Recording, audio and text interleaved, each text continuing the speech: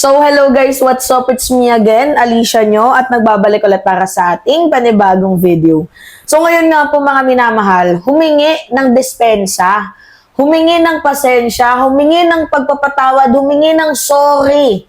Sa madaling sabi, itong si Senator Bato de la Rosa, gawa nga po ng binitawan yung salita dito kay Percy Sendanya. Na alam nyo naman na itong si Percy Sendanya, kaya medyo tabingi ang muka dahil nga po siya ay isang stroke survivor. So, sending hugs sa'yo, Representative Percy, dahil nalagpasan mo yung pagsubok na yan na ikaw ay na-stroke at ngayon patuloy na bumabangon, pinagtatanggol ang ating mamamayang Pilipino, ang bayang Sinilangan mismo.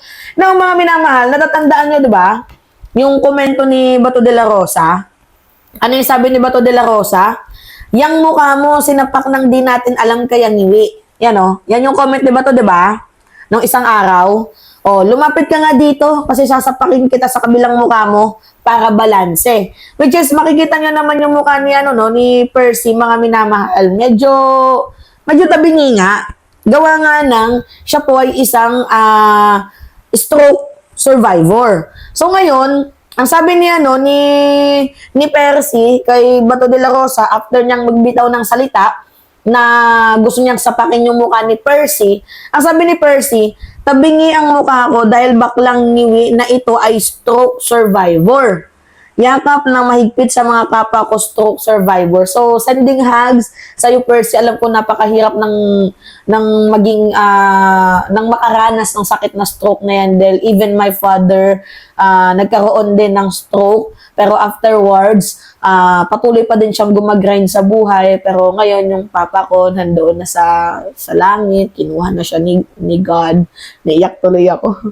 Hindi kasi guys, nakakaiyak naman kasi na, 'di ba, yung mga tao na ganito, hindi mo alam yung mga pinagdadaanan nila. Katulad ko, kaya nga ako nakasalamin ngayon eh. 'Di ba? Kasi umiiyak din ako kanina. I don't know, basta sakit ng feelings ko.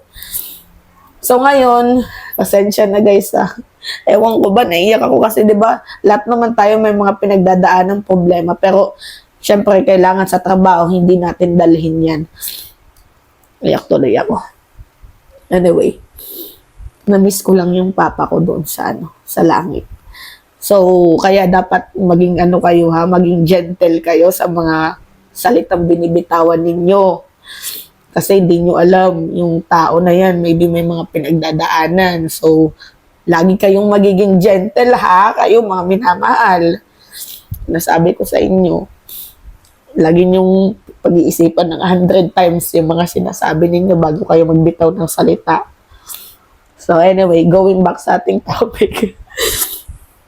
Sabi dito, ni Bato de la Rosa, maraming nagalit at dahil sa nag-empathize ako sa galit nila, nakapagbitiw ako ng mga salitang hindi maganda at nakapanakit ng damdamin ng iba.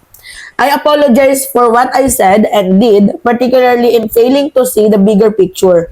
My apologies to Congressman Percy Sendanya for my offensive comments on his person. I wish him good health.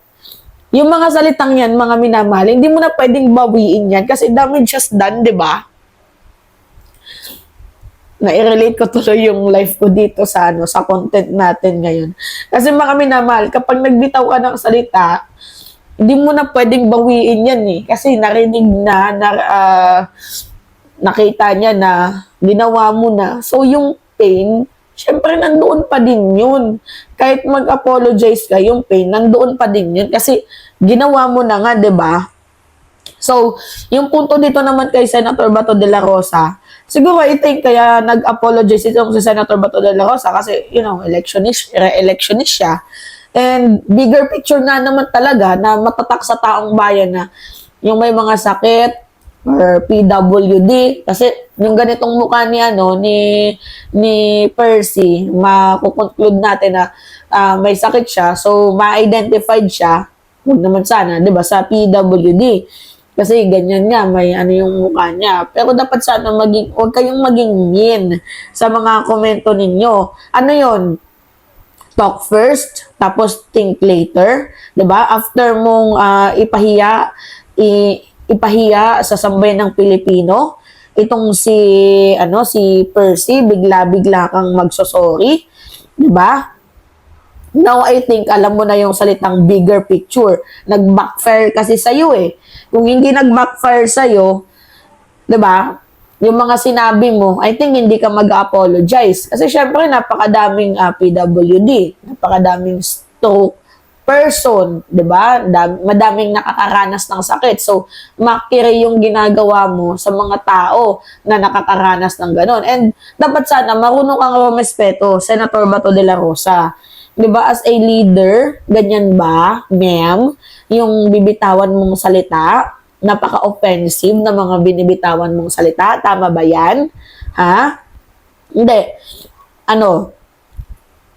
Tanong ko lang, tama ba yung naging kilos ni Senator Bato de la Rosa na imamak mo ang isang tao dahil sa hindi ka lang sumang-ayon sa kanyang sa kanyang mga sinabi?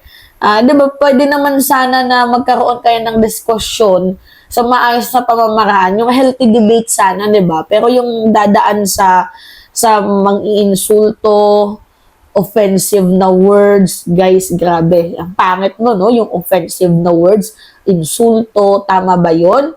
'Di ba? Huwag niyong gagayahin itong ginawa ni ni Senator Bato de la Rosa na pag yung mga argument, mga ad hominem, wag kayong ganon.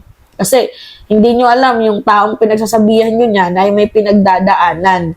So, ako kasi mga minamahal personally, if ko to sa real life situation ko, ang pangit nyo magbibitaw ka talaga ng salita.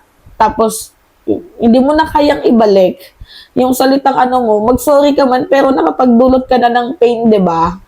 Hindi mo na siya pwedeng bawiin. Hindi mo na siya pwedeng, tawag dito, wala na kasi nasabi mo na yan eh, nandun na yung pain, nakaukit na, 'di ba? So hindi naman maano ng sorry yan. Kumbaga sa isang salamin, nabasag siya, hindi mo na kayang ibalik yan, 'di ba? So as a public servant, dapat Bato de la Rosa, pinag-iisipan mo muna. Think 100 times or 1,000,000 times before you speak, 'di ba? So kung kung usapan na lang sana, diyan lang kayo mag-focus sa issue. Di ba, wag kayo yung napaka-violente ng mga behavior ninyo. Wag ganun. Hindi tama yun.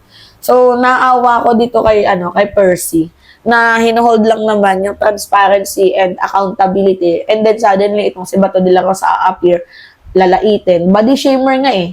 Yung ginawa ni Bato de la Rosa, as if naman hindi ka body shame yung kanyang pagmumuka, diba? Alright. So, yun po, mga minamahal. Anyway, it's me again, Alicia nyo, at nagbabalik ulit para sa ating panibagong video. Maraming salamat, mga minamahal.